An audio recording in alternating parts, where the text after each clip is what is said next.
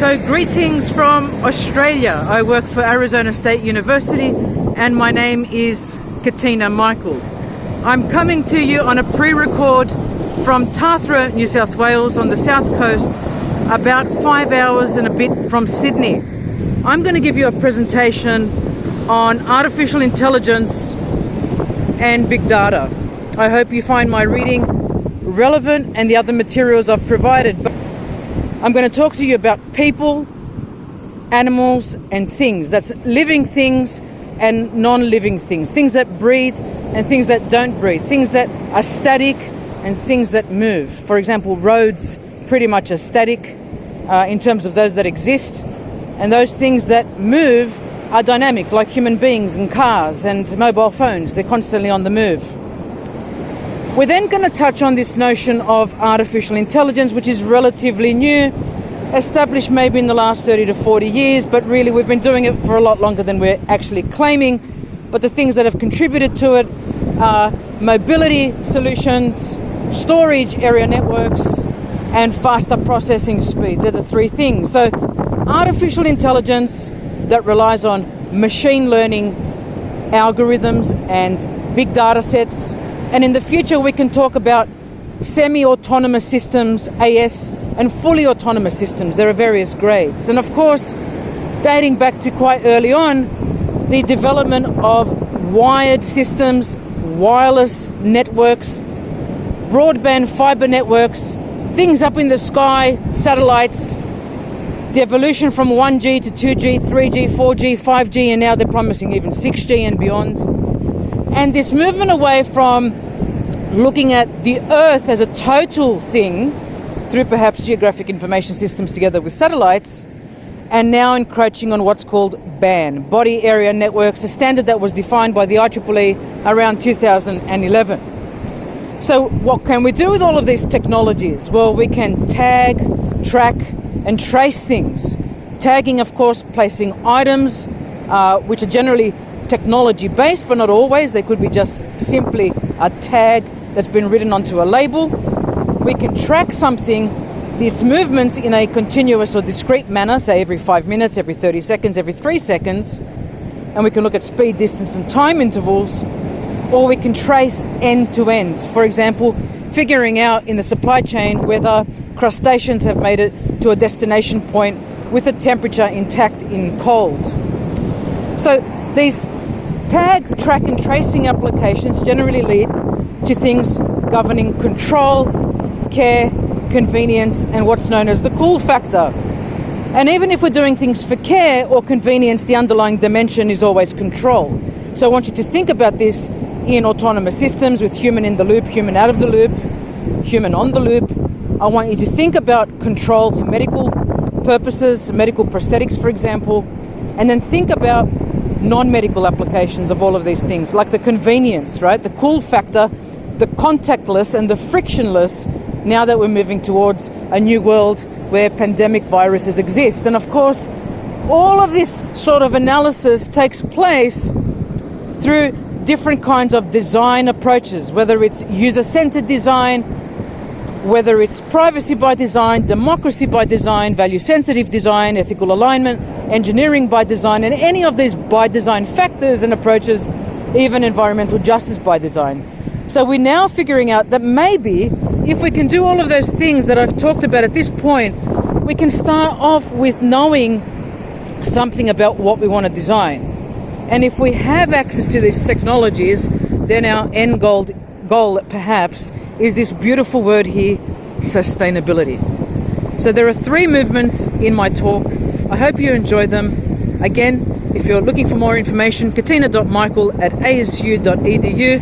I run the Public Interest Technology program at Arizona State University.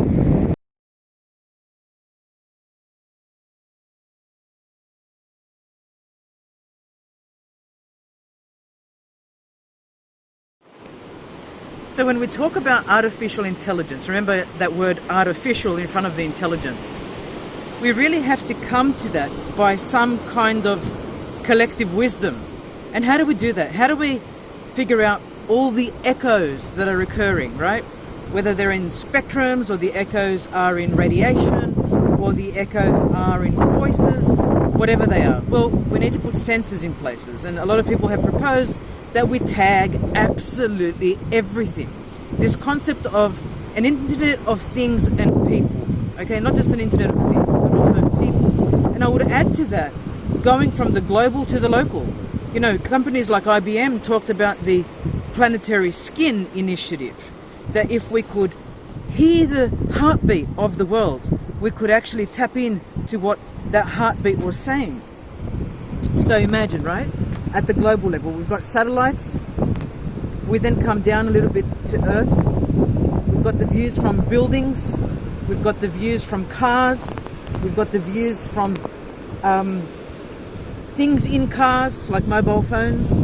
We've got things around us, right? So imagine every single fish in the ocean actually being tagged. For what? Maybe so that we could see how the species was migrating, whether it was being affected by climatic changes. Imagine all of the trees before me being tagged, so that you knew about the physical lifetime of a tree, its story, and that would come to life. How long it's been around for, whether it was withering away, whether it was bearing fruit. Maybe it was part of an orchard. And then I start to think about supply chains, of course, those built-up things. So if we look at the rails, for example, are they new rails? If we look at these posts, when were they put in? Who put them in? What's their vintage? What's the quality? What can we learn from this asset management? But instead of just those things that are in the built environment, we start to also tag those things in nature. What if we started to take photographs of everything? Beyond tagging them, we used biometrics to actually figure out what is that individual zebra in Africa? What about different initiatives like the open initiatives, like Wild Book, being run originally out of Ohio State University? What about being able to biometric and fingerprint absolutely everything that moved, everything that breathed, everything also that was inanimate? What could that tell us about ourselves? People like Jeremy Pitt talk about this collective awareness, this collective knowledge in the gathering of big data. But how can we trust that the big data is being used for exactly the purposes that it was meant to? Not for retrospective use, not for scope creep, not for function creep, not for things that we distrust, but for things that we trust. What if we could harness the capabilities of all the data that's being collected by private organizations like Google, and sometimes spoon-fed to us through reports? What if we had open access to them so that they could shed better light on us? There's even a project on biodiversity. It's a game, actually. It's been gamified by one of my very good friends by the surname Robertson, who looks at how can we take pictures of the wild and use techniques in machine learning to identify all the different species that are in existence. But when we open this data, when we make it available to the public, and they know the location of these unique mammals, perhaps, if it's a whale in the ocean, then it also leaves ourselves open to risks and harms. Like, how can I manipulate that data for my own gain? Whether I'm a private entity or a government, for example, or a non-state actor. So by breaking these things open, by being able to feel the heartbeat of a smart city, of a smart environment, whatever we decide to collect, we can also create purposes to our own needs. Now, the big underlying question is whether tagging everything around us and using machine learning techniques and using AI is just a distraction. That in the quantification of everything, to qualify things, we start to forget about living. And as somebody from the Zemene Institute recently told me in a group meeting, one of the things that happened when IBM started to talk about the smart planet is that we moved away from this planet notion, even though the Sustainable Development Goals are about the planet, and we moved towards this people-centric, this human-centric. We then moved towards functionality, and right now we're moving towards well-being. The pandemic, more than anything else, has taught us how important AI is, but we've fallen short in instituting applications that actually work and achieve their purpose. Although we have some very good examples, we're seeing a war between governments and private enterprises that are saying, no, my app's better than yours, or actually you should follow my digital transformation advice, or I'm going to be the owner of that data, or that data will reside on Salesforce.com or on Amazon Web Services or what have you. So in giving this preliminary presentation, my thoughts are about emphasizing what do we need, where are we going and why are we going that way, whether this tagging at the unit level, the lowest common denominator, is the way to go as wireless systems bring these knowledge together, and whether we are trying to build something called democracy by design, which is what Jeremy Pick talks about at Imperial College London. So if it is about democracy by design, and we are to espouse value-sensitive design, and we are to think about public interest technologies, then how do we harness things for the collective good without being subject to those ethical harms and those risks and unintended consequences?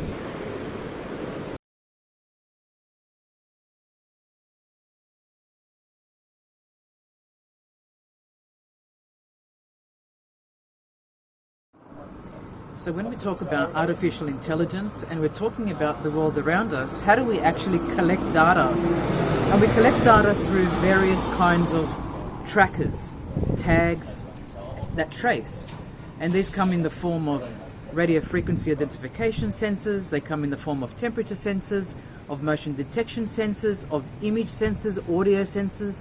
So imagine we could listen to the scape around us, to cars as they're coming down the road, to conversations, and we could understand the heartbeat of a place by sensing it.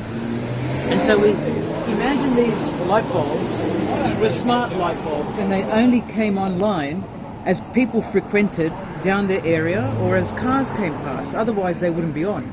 And if we look at these kinds of alarm systems, these would also be connected to the Internet of Things, and they could tell us different things about different movement, and whether there was likely movement in the middle of the night or whether there was unusual, unexpected exceptions. Here we could have additional things. These could be surveillance cameras, for example, looking at activity on the road. And as we move down the street, we could see a lot of things like rubbish bins that could have RFID sensors in them, and you know what rubbish is being placed in them, if it's for recycling or whether it's everyday household rubbish. And so we could actually look inside and peer at the kind of rubbish being disposed of, and ensuring that our dumps and our clearing areas had the right kinds of waste in them, and so recycling would be improved. And so then we can also see the cars that are coming past. We could use global positioning trackers. We could use different kinds of artificial intelligence gathering devices. And so what we have now are satellites that give us incredible visualization of the world around us, down to, I guess, hanging clothes on a clothesline. That's how much we can see. Satellites have improved markedly since the late 1990s, and so has camera technology, to allow for very detailed data from the satellite view. You can actually conduct detailed surveillance. We also have geographic information systems that pretty much give us the whole road network. They give us right-of-ways like sewage system networks, telecommunication carrier networks, railway networks, airline networks, and the whole thing. We can overlay these networks upon networks upon networks and build our own conception of the world. We can look at administrative boundaries, we can bring in geodemographic marker analysis and look at the density of different areas and apply our services online. So there's lots of things we can do towards sustainability.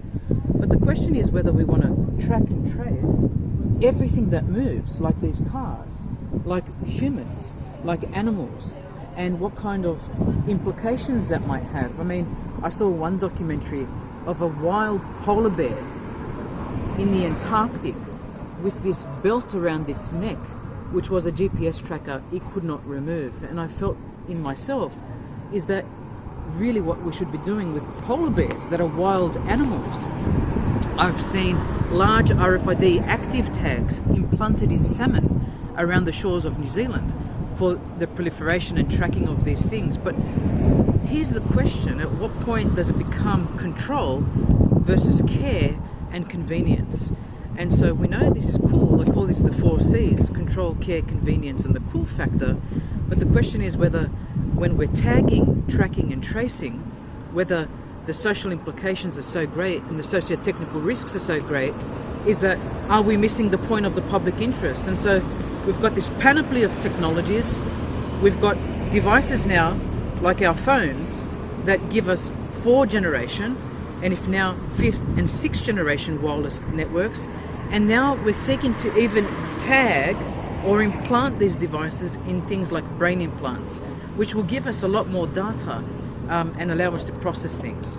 So that's just an overview of technological systems and artificial intelligence.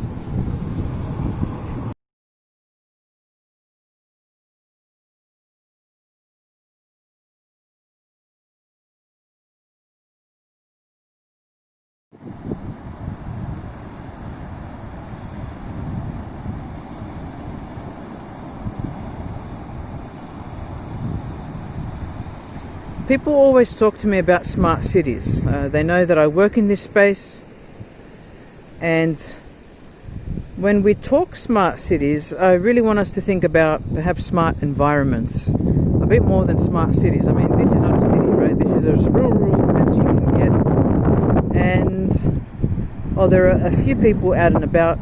This really is not a dense area. So if we're talking about a smart environment, what happens in that kind of environment? Like, can you ever imagine placing technological components through this pristine area? I mean, I couldn't. But possibly down the track, who knows what could be inhabiting this space? Would it be fair to go and place sensors in this space to see what's actually going on? I mean, you know, I'd hate to put anything in this area, to measure anything. But if it's in the preservation and sustainability, perhaps we will have sensors scattered throughout the rainforest here. Or perhaps indeed in the water. But where and how? You know, for many of the indigenous, the river system is alive. It is considered equal to a human entity. And so, would you tag a human entity? The answer is no. But we have to really think about environments and what makes them smart. It's not what we think makes them smart. Tech doesn't make them smart. But the environment almost is self-healing. It takes care of itself. Right, look at this amazing flow of water.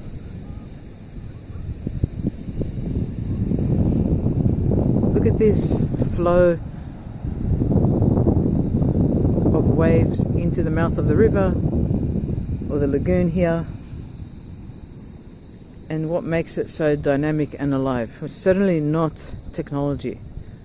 It's nature. And if we want to build better technologies, we've got to look at natural systems, how they function, what makes them special, what makes them continue to flow, what makes them so vibrant. Look at this. I mean, it's magical. As the tide is coming in, we're seeing the water rise.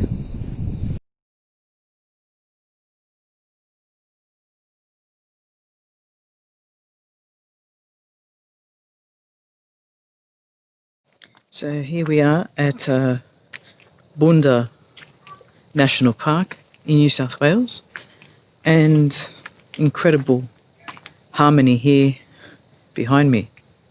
That's how systems have to be, somewhat mimicking the natural space around us in the environment without disruption. You can hear cicadas, you can see there's just some perfection here, despite a lot of trees having fallen. So how do our systems mimic natural things? That's going to be the challenge I have for this group. And how can we gain inspiration from natural systems and preserve these wonderful things in the environment?